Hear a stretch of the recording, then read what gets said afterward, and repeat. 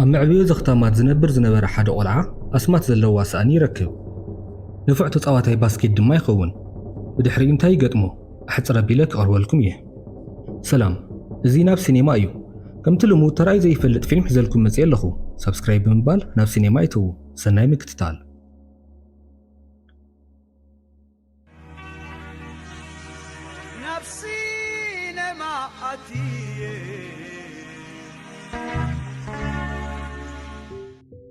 ኣብ ካሊፎርኒያ ዝርከብ ምዕብዮ ዘኽታማት ዝቕመጡ ቆልዑ ነበሩ። ካብኣቶም ድማ ካልቪን ምስ መሓዝቱ መርፍን ሬጅን ባስኬትቦል ይጻወት። ሓደ ኦክስ ዝበሃል ነገረኛ ድማ ምስ መሓዝቱ መጺኡ ነታ ኩዕሶን ናይ ካልቪን ማልያን ክምንጥሎም ይፍትን። ካልቪን ድማ ንግጠም እሞ እንድሕር ስዒርካኒ ትወስዳ ይብሎ። መሓዝቱ መርፍን ሬጅን ሓሳቡ ክቐይርዎ ብዙሕ ፈተኑ። ኣብ ረስኒ ዝነበረ ካልቪን ግና ንምኽሮም ጸማም እዝኒ ሂቡ ምስ ኦክስ ግጥም ባስኬትቦል ይጅምር። ኦክስ ድማ ሰዓሮ፣ ማሊኡ ድማ ይወርሳ። ኮይኑ ግና ኦክስ ኣዝዩ ጎልባታ ስለ ዝነበረ እታ ማልያ ዕቅኖ ይነበረትን። በዚ ድማ ንካልቪን ክሕርቕ ደልዩ ነዛ ማልያ ኣብ ማእኸል ይቐዳ። ካልቪን ግና ዋላ ሓንቲ መሰሎን። እቶም ክዕብይኒ ኢሎም ዝወስዱ ንስድራ ቤት ካልእ ክገዝኡለ እዮም ኢሉ ድማ ይደራራዕ። እዞም ህፃውንቲ ክሳብ ከም ኣቦን ኣዶን ኮይኖም ዘዕብይዎም ስድራ ቤት ዝረኽቡ እዮም ኣብዚ ምዕበይ ዘኽታማት ዝቕመጡ ዘለዉ። ብቴሌቪዥን ድማ ዘ ፍሬሽ ፕሪንስ ዝብል ኮሜዲ ናረኣየ ንሱ እውን ከምቲ ዊል ዝበሃል ገጸ ባህሪ ኣብ እንዳ ሃብታማት ስድራ ክኣቱ ይምነ። ናይቲ ምሕብሕብ ህፃናት መካየዲ ስራሕ ዝኾነ ስታን ዝበሃል ሰብኣይ ድማ መጺኡ ነታ ቴሌቪዥን የጥፍኣ። ብሓባር ድማ ናብቲ ዓብይ ግጥም ባስኬትቦል ዝካየደሉ ዘሎ ኣዳራሽ ከይዶም ብሽኮቲ ንኽሸጡ ይነግሮም። በዚ ሓሳብ ሕጉሳት ኣይነበሩን። ኮይኑ ግና እቲ ትካል ምሕብሕብ ህፃናት ካልእ ናይ ኣታዊ ምንጪ ስለ ዘይብሉ በዝን ወዲ ከምዝን እዮም ኣታውታት ዝእክቡ። ካልቪን ነተን ንዕኡ ዝተዋህቦ ብሽኮትን ከረሜላን ንኽሸይጥ ብዙሕ ፈተነ። ኮይኑ ግና ዝሕንሽሸሎ ኣይረኸበን። ተስፋ ቆሪጹ ድማ ምስ መሓዝኡ መርፊ ኮይኑ ነቲ ግጥም ምክትታል ጀመረ። ብሰንኪ እቲ ንሱ ዝፈትዎ ትሬሲ ዝተባሃለ ተጻዋቲ ዝሰሓታ ጎል ድማ እቶም ንሱ ዝትፍዞም ጋንታ ይሰዓሩ። በዚ ድማ ኣገባብ ኣጻውቶኦም እውን ካብ ፈለማ ጸገም ከም ዝነበሮ ነቲ መሓዝኡ ይነግሮ። እቲ መሓዝኡ ግና ዘወርወር እናበሉ ዝተረፈኦም ብሽኮቲ ክሸጡ ከም ዘለዎም ይዘኻኽሮ። ዘወርወር እናበሉ ድማ ናይቶም ጋንታ ዓላማይ ዝኾነ ዋርነር ብማኪኑ ክወፅእ ይርዮ። ኣርኪቡ ድማ እቶም ጋንታ ዝተሰዓሩሉ ምኽንያት ይትንትነሉ። ዋርነር ድማ ስለምንታይ በዚ ጸልማት በይኑ ካብ ገዛ ከም ዝወፅእ ይሓቶ። ካልቪን ድማ ስድራ ከም ዘይብሉን ኣብ ምሕብሕብ ህፃናት ከም ዝቕመጥን ይነግሮ። ዋርነር ድማ ክሕንሽሸሉ ይሓስብ። ካልቪን ከዓ እቲ ሰልዲ ናብ ጁባቶም ሰዋና እምበር ናብቶም ህፃናት ከም ዘይበጽሕ ይነግሮ። ዋርነር ግልጽነትን ብልሕን ናይቲ ህፃን ተዓዚቡ ኣብ ናይ ቀጻሊ ጸወታ ኣብ ውሽጢ ኣዳራሽ ኣትዮም ንኽከታተሉ ይዕድሞም። ካልቪን ኣመስኪንዎ ይኸይድ። ሓደ መዓልቲ ብዙሓት ስድራ ናብቲ ምሕብሕብ ህፃናት ከይዶም ቆልዓ ክወስዱ ክመርጹ ጀመሩ። እቶም ስድራ ኣዕርዮም ልቢ ዘይገበሩ ንኣሽቱ ህፃናት ጥራሕ እዮም ዝመርጹ ዝነበሩ። ንካልቪን ሓዊሱ ኩሎም ዝጎርመሱ ቆልዑ ድማ ስድራ ናይ ምርካብ ዕድሎም ኣዝዩ ይጸብብ ከም ዘሎ ይግንዘቡ። ሲስተር ትሪሳ ድማ ካብ ገበርቲ ሰናይ ዝኣከበቶም ክዳውንቲ ሒዛ ናብዞም ቆልዑ ትመጽእ። ሓንቲ ጃካ ንመርፊ ክትቦ ከላ ድማ እርግ ዝበላ ሳእኒ ካብ ውሽጢ እቲ ጃካ ይወድቕ። ካልቪን ድማ ይዕቅነን። ሲስተር ትሪዛ ድማ ናይ ሓደ ፍሉጥ ተጻዋቲ ባስኬትቦል ናይ ብቆልዑ መማረን ትነግሮ። ስሙ ግና ክመጻላ ይከኣለን። ካልቪን ነዘን ሳእኒ ኣገላቢጡ ናፈተሸ ከዓ ኤምጄ ዝብል ጽሑፍ ይርኢ። እዛ ሳእኒ ማይክል ጆርዳን ዝለገሰሎም ክትከውን ከም ትኽእል ገሚቱ ድማ ይግረም። ምስ መሓዙቱ መርፍን ሬጅን ኮይኖም ናረኣይዋ ከለዉ ድማ እዚ ኣመለኛ ኦክስ ይመጽእ። ነዘን ሳእኒ እውን ክወስደን ይደሊ። ካልቪን ግና መዕበይቲ ናይ ምርካብ ዕድሉ ዝወሓደ ከም ዝኾነ ስለ ዝተረድአ ካብ ሎሚ ንድሓር ንብረቱ ሕሊፉ ንክህብ ፈቓደኛ ኣይነበረን። ድሕሪ ብዙሕ ቃልሲ ድማ ኦክስ ይምንጥሎ። ንዑ ኮነ ንመሓዙቱ ስለ ዘይተኣኽሎም ድማ ናብ ናይ ኤሌክትሪክ ገመድ ይሰቕለን። ካልቪን ጉህዩ ነበረ። ኮይኑ ግና ዘምጽኦ ነገር ስለ ዘይብሉ ገዝኡ ኣትዩ ይድቅስ። ንምሸቱ ሓያል ማይ እናሃረመን ከሎ ካልቪን ካብ ድቃሱ ይበራበር። ንመርፊ ነቕኒቑ ድማ እተን ሳእኒ ከውርደን እየ ይብሎ። መርፊ ግና ማይ እውን ስለ ዘሎ ኤሌክትሪክ ክሕዘና እዩ ይብሎ። ካልቪን ግና ናይ ማይክል ጆርዳን ንብረት ተዘሚተ ኣይድቅስን ይብል። ብሰንኪ እቲ ማይ መብራህቲ ስለ ዘይነበረት ድማ ንኽልቲኦም መሓዙቱ ሒዙ ይወፅእ። ካልቪን ናብኦም ተሰቒሉ ከውርደን ክፍትን ከሎ በርቂ መጺኡ ምስቲ ኤሌክትሪክ ይባራዕ። ካልቪን እውን ይጸድፍ። ንሱ ዋላ ሓንቲ ተጎድአን። እተን ሳእኒ ግና ከንጸባረቓ ይርአን። ንጽባሒቱ ናብቲ ዋርነር ዝዓደሞ ጸወታ መሓዙቱ ሒዙ ይኸይድ። በዓል ኦክስ ግና ከምቲ ልሙድ ብሽኮቲ ሸጡ ነበሩ። ኣብኡ ምስ ተራኸቡ ድማ ናብ ስታን ክጥቆመኩም እየ ይብሎም። እዚኣ ፈሪሑ ድማ ንካልቪን እውን ሒዝዎ ይኸይድ። ሽዑ እውን እቶም ንሱ ዝትፍዞም ጋንታ ይሰዓሩ ነበሩ። እቲ ማናጀሮም ፍራንክ እውን ብጸወቶኦም ሓዚኑ ነበረ። ተፈስቶም እውን ከምኡ። ዕረፍቲ ክወፁ ከለዉ ድማ ንትሬሲ ደው ኣቢሉ ነቶም ተፈስትና መነቓቕሒ ዝኸውን ሓፂር ምርኢት ክነቕርብ ኣለና ይብሎ። ትሬሲ ግና ንባዕሉ እውን ተሰላችዩ ነበረ። ፍራንክ ድማ ግድም ተዳልውለኩም ይብሎ። ፍራንክ ድማ ንትሬሲ ደው ኣቢሉ ዕጫ ዘበፅሖ ሰብ ናብዚ ሜዳ ወሪዱ ምስ ትሬሲ ክጋጠም እዩ ይብል። እታ ዕጫ ድማ ትወድቕ። ካብኡ ንካልቪን ትበፅሖ። ንሱ ድማ ብታሕጓስ እናጨደረ ናብቲ ሜዳ ይወርድ። እቶም ተመልከትቲ ድማ ክነቓቕሑ ይጅምሩ። ናይቶም ተመልከትቲ ሃንቀውታ ዝተዓዘበ ፍራንክ ድማ ንትሬሲ 2 ጎል ከእትወልካ ፍቐደሉ ይብሎ። ትሬሲ ግና ናይቲ ዝተሰዓሩ ውሕነ ኣብዚ ቆልዓ ከማልስ ዝደለየ ይመስል ኣይኾነን ይብል። ድሓር ግና ብሓንቲ ጎል ይሰማማዕ። ፀወታ ቅድሚ ምጅማሩ ድማ ካልቪን ብማይክሮፎን ገይሩ ትሬሲ ዝፈትዎ ተፃዋታይ ምዃኑ ይዛረብ። ካብኡ ሓንቲ ጎል ንኽእቱ ስቕ ኢሉ ይሕልፎ። ብድሕሪኡ ግና ካብ ጎል 3 ሜትሮ ርሒቑ እውን ጎል ይእቱ። ካልቪን ንባዕሉ እውን ይድንፅዎ። ኣብ ማእኸል ሜዳ ዝዋረድ ዘሎ ትሬሲ ድማ ቂር ዝበሎ ይመስል። ሙሉእ ሓይሉ ተጠቒሙ ድማ ምሕላፍ ይኽእልኦ። ካልቪን ግና ብልዕሊኡ ዘሊሉ ጎል ይእቱ። ኩሎም ድማ ዝረኣይዎ ምእማን ይኸብዶም። እዚ ኩሉ ክግበር ስታን ብደገ ንበይኑ ኣማኪኑ ነበረ። እቶም ተዓዘብቲ ድማ ብሕሱም ኣግራሞት ካብ ወንበሮም ተላዒሎም ይጣቕዕሉ። ፍራንክ ብዛዕባ እቲ ቆልዓ ምስ ሰምዐ ድማ ግዜ ከየጥፍአ ናብ ስታን ይኸይድ። ስታን ድማ ናብቲ መዕበይ ቆልዑ ይዕድሞ። ንፅባሒቱ ድማ ፍራንክ ንዋርነር ሒዝዎ ይኸይድ። ንሓደ መዓልቲ ምስኦም ንኽውዕል ድማ $5,000 ክንከፍል ኢና ይብል። ስታን ኣዝዩ ይሕጎስ። ዋርነር ግና በቲ ካልቪን ቅድም ክብል ዝነገሮ ሚስጥር እቲ ሰልዲ ናብ ጅቡኡ ጥራሕ ምዃኑ ይጥርጥር። ስታን ግና ሓሳቦም ከይቀየሩ ብቕልጡፍ ይሰማማዕ። ካልቪን ምስ መሓዙቱ ይራኸብ። መርፊ ድማ ከመይ ገይሩ ከም ዝነፈረ ይሓቶ። ካልቪን ግና ንባዕሉ እውን ከም ዝደንፀዎ ይምልሰሉ። ድሓር ካብታ ቦርታ ሪሒቑ ኩዕሶ ይድርብ እሞ ጎል ተኣቱ። በዚ ድማ ሚስጥር እቲ ክእለቱ ናይ ማይክል ጆርዳን ሰኣኒ ስለ ዝገበረ ክኸውን ከም ዝኽእል ይነግሮም። እዚ ኩሉ ዕላሎም ድማ ኣውክስ ተጸጊዑ ይሰምዖም። ንምሸቱ ሒዝዎም ይኸይድ። ንሶም ናብ ናይ ተዓዘብቲ ወንበር ይኸዱ። ንሱ ድማ ምስቶም ተፃወቲ ናብ ውሽጢ ኣቱ። ንትሬሲ ድማ ይቅረይታ ይሓቶ። ንሱ ድማ ፀገም የብሉን ይብል። ውሽጡ ግና ቂር ኢልዎ ነበረ። ጆ ዝበሃል ካሊእ ተፃወቲ መፂ ድማ ንካልቪን ኮሜዲኖ ሂቦ። ፍራንክ ከዓ ናይቶም ጋንታ ማልያን መስመስ ዝብለ ሓደሽቲ ሰኣንን ይሂቦ። ካልቪን ግና ብዘለኒ እየ ዝፃወት ይብል። ምስቶም ካልኦት መታን ክትመሳሰል ናይ ግድን እዚአን ኢኻ ትረግፅ ይብሎ። ዘይለመድክዎ ሰኣኒ ንፀወታ ኣይጥዕመንን ኢሉ ከመኽኒ ምስ ጀመረ ፍራንክ ድማ መንዶ ክትፃወት ኢኻ ኢሉካ እዩ ይብሎ። ፍራንክ ንካልቪን ሓሊሉ ዘይኮነስ እቶም ተዓዘብቲ ሰኣኒ ገዚኦሙሉ ኢሎም መታን ከመስግንዎም እዩ ከምዚ ዝገብር ዘሎ። ካልቪን ድማ ናብ ዋርነር ከይዱ ስለምንታይ ኢኹም ዓዲምኩም ንዳኣ ይብሎ። ዋርነር ድማ ምስቶም ቅያር ተፃወቲ ኮፍ ንኽትብል እዩ ኢሉ ተሓቂ ነግሮ። ፈለማ ቂር ኢልዎ ነበረ። ድሓር ግና ኣብ ጎኒ እቶም ዝፈትዎም ተፃወቲ ኮፍ ምባሉ ኣዝዩ ይሕጉሶ። እቶም ተዓዘብቲ እውን ኣኽቢሮም ስለ ዝዓደሙ እውን ማልያ ስለ ዝሃብዎ ነቶም ጋንታ ይድንቕዎም። ኮይኑ ግና እዞም ጋንታ ሎሚ እውን ዕድል ኣይቀንዖምን። ዋርነር ድማ ካልእ ኣሰላልፋ ንኽጥቀሙ ይፅዋዖም። ካልቪን ንክሕወሶም ብዙሕ ይፍትን። ድሓር ድማ ሰሚሩሉ ናብ ማእከሎም ይኣቱ።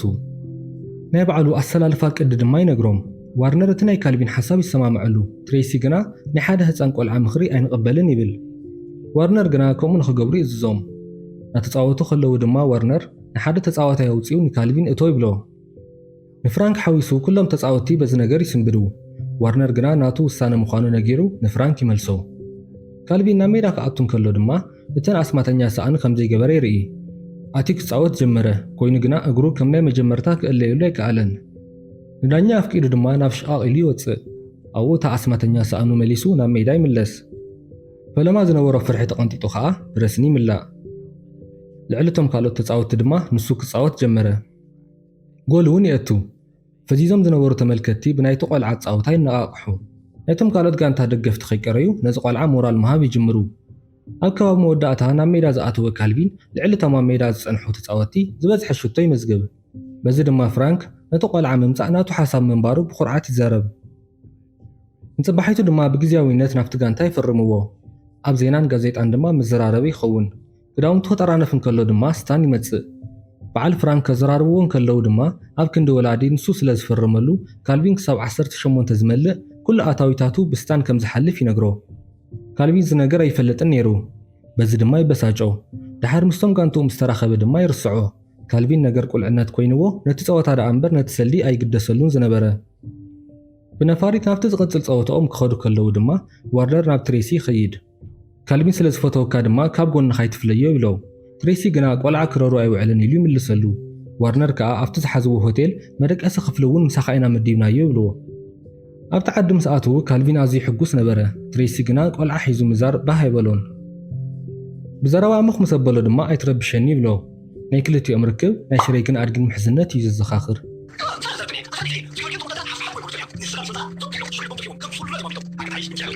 ንምሸቱ ትሬሲ ክዛወር ክዳኑ ይቀያይር ካልቪን ድማ ምስኡ ክኸይድ ይደሊ ትሬሲ ግና ዓሪፍካ ደቅስ ይብሎ ድቃስ ከምዘይመፅኦ ምስ ነገሮ ከዓ ብቴሌፎን ዝደለኻዮ ምግቢ ኣዚዝካ ብላዕ ኢልዎ ይኸይድ ድሓር ብዙሕ ምግቢ ይእዝዝ ምስ መሰየ ትሬሲ ሓንቲ ጃኔት ትበሃል ጎርዞ ሒዙ ናብ ክፍሉ ይመፅእ ቅድሚ ምእታዎም ግና ንካልቪን ክሪኦ ኢሉ ቤኒ ኣቱ ካልቪን ልዕሊ ዓቐን በሊዑ ኣብ ምድሪ ወዲቑ ነበረ ናብ ሸቓ ኣትዩ ድማ ይዓፅዎ ሒዝዋ ምስ ኣተወ ከዓ ካልቪን ካብቲ ሸቓ ይወፅእ ጃኔት ድማ ገፁ ተወላውለሉ ክነናፍሶ ኢላ ድማ ሒዛቶ ትወፅእ ትሬሲ ፈለማ ክብሩን ተፈታውነቱን በዚ ቆልዓ ተመንጢሉ ሕጂ ድማ ነዛ ዝተላለያ ጎርዞ እውን ወሲድሉ ካልቪን ከም ቆልዓ ሓቂፋ ክትረርቦ ከላ ንሱ ድማ የስሐቓ ነበረ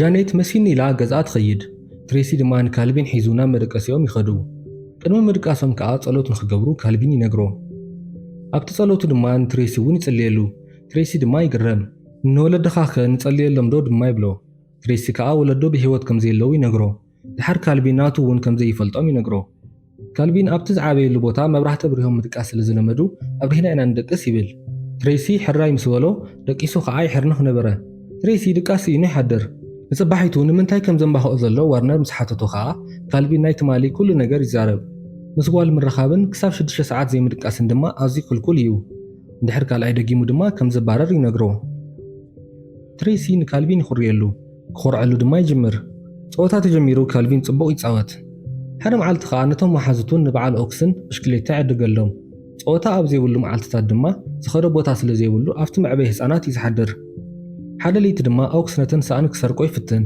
ዕግርግር ምስ ተለዓለ ድማ ስታን ይመፅእ ሎሚ ስታን ንካልቪን ከም ብሌን ዓይኑ እዩ ዝሪኦ ንኦክስ ምስ ኮረየሉ ኦክስ ድማ ሳላ ዘን ሳእኒ እዩ እኮ ምፅዋት ክኢሉ እምበር ኣነ እየ ዝበልፆ ይብል ስታን ነዚ ናይ ቆልዓ ዘረባ ብዙሕ ኣይተገደሰሉን ሓደ ሰብ ከይነኽኦ ኢልዎም ድማ ይኸይድ ንጽባሒቱ ኣብ ሆቴል ምስ ጆ ጌም ይፃወቱ ነበሩ ትሬሲ ድማ መደቀሲ መድሓኒት ክገዝእ እየ ይብል ናይ ኣለርጂ መድሓኒት እውን ስለ ዝተወድኣ ናይ ግድን ፋርማሲ ክኸድ ኣለኒ ኢልዎም ይወፅእ ካልቪን ክስዕቦ ይፍትን ትሬሲ ግና ተመለስ ይብሎ ጆ ድማ ትሬሲ ገጽ ከሊእኒ ኢልካ ከይተስተማስል ይብሎ ምክንያቱ ንሱ ንኣቦ እውን ኣየናሕስን ኢሉ ድማ ንካልቪን ከደራርዖ ይፍትን ካልቪን ግና ስድራ ትሬሲ ብሂወት ከም ዘየለው እዩ ዝፈልጥ ትሬሲ ብማኪኑ እናደረፈ ክኸድ እንከሎ ካልቪን ድማ ካብ ድሕሪት ይወፅእ ትሬሲ ድማ ኣብ ፋርማሲ ደው ይብል ናይ ኣለርጂ ፈውሲ ዝወሰደ መሲልዎ ድማ ብጌጋ መደቀሲ ይውሕጥ ማኪና ናዘወረ ድማ ይታኸስ ትሬሲ ድቃስ ይወስዶ ካልቪን ድማ ነታ ማኪና በዓሉ ይሕዛ ናዘወረ ድማ ናብቲ ሆቴል ይወስዳ ንጽባሒቱ ካልቪን ክሳብ ፍርቂ ለይቲ ኣብ ደገ ስለ ዝነበርካ ተባሂሉ ካብቲ ዝቕፅል ፀወታ ከም ዘይሳተፍ ይንገሮ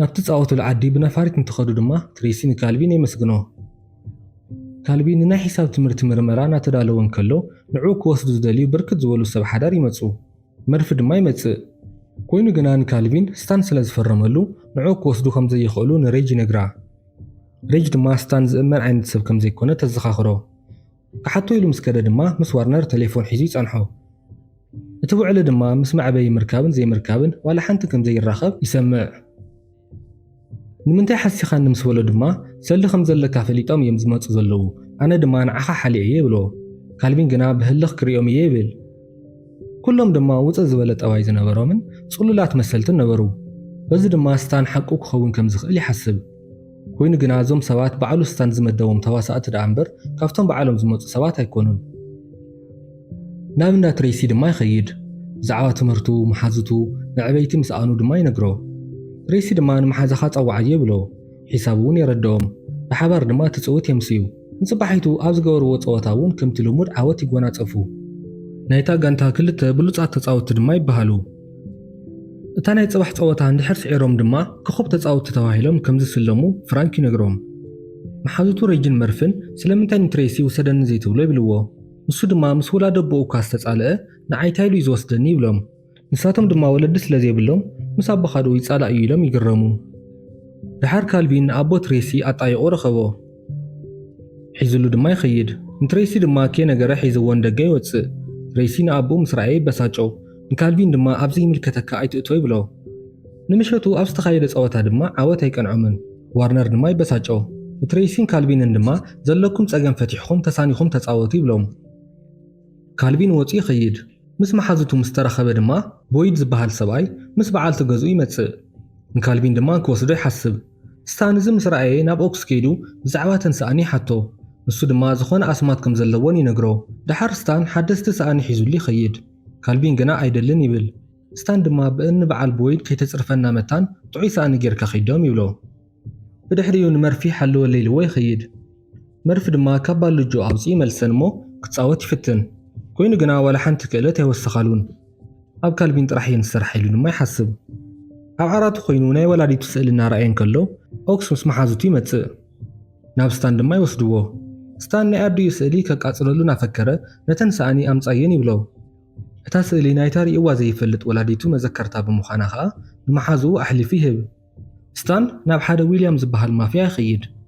ኣብቲ ናይ ጽባሕ ግጥም ድማ በዓል ካልቪን ዝጻወቱላ ጋንታ ክትሰዓር እያልካ 100,000 መድብ ይብሎ። ዊልያም ድማ ብናይ ስታን ዓርሰ እምነት ይግረም። ዝኾነ ዝፈልጦ ሚስጥር ከይሃለዎ ኣይተርፍን ኢሉ ድማ ኮፍ በል ይብሎ። ትሬሲ ብዛዕባ ካልቪን ምሕሳብ ደዋ ይበለን። ጃኔት ድማ ኩነታቱ ተዓዚባ ትሓቶ። ንሱ ድማ ምስ ወላዲኡ ክተዓረቕ ከም ዘለዎ ይውስን። ካልቪን ምስ በዓል ቦይድ ስለ ዝተሰማምዐ ምስኦም ንኽዓቢ ይውስኑ። ንጽባሒቱ ንግጥሞም ክዳለዉ እንከለዉ ትሬሲ ናብ ካልቪን ይኸይድ። ጽቡቕ ዜና ሒዘልካ መጽእ ድማ ይብሎ። ዘረቡ ከይወድአ ግና ቦይድ ምስ በዓልቲ ገዝኡ ይመጽእ። ካልቪን ድማ ስድራ እዮም ተላለዮም ይብሎ። ትሬሲ ፍሽኽቱ ካብ ገጹ ይንበብ። ኮፍ ኣቢሉ ድማ ሕያዋይን ንፍዕ ቆልዓን ምዃኑ ይነግሮም።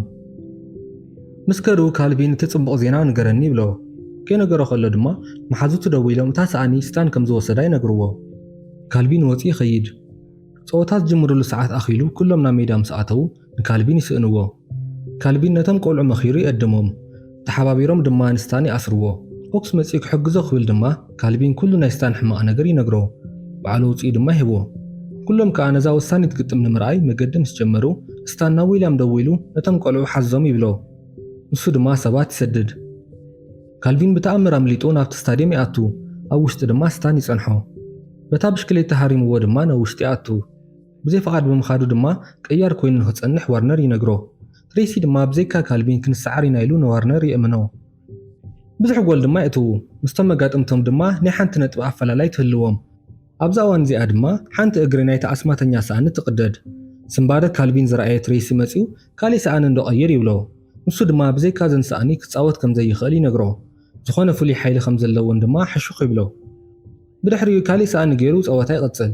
ኮይኑ ግና ነብሱ ክእለየሉ ይከኣለን። ነታ ኩዕሶ ድማ ንትሬሲ ይህቦ። ንሱ ድማ ጎል የእቱ። ይስዕሩ ድማ። ስድርኡ በዓል ቦይድ መፂኦም ሓጎሶም ይገልጹ። ናብ ዋርነር ከይዱ ድማ ይሰናበቶ።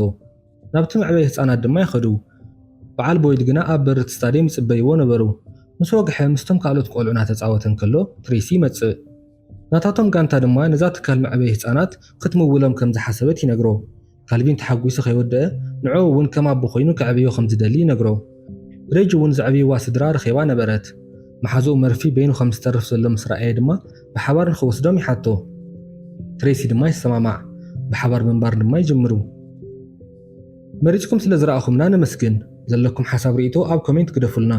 ኣብ ቀጻሊ ክንሰርሐልኩም ትደልይዎ ፊልም እውን ነገሩና። ነዛ ቪድዮ ላይክ ብምግባር እውን ኣበረታትዑና። ሳብስክራይብ ብምባል ናብ ሲኔማ ይተዉ።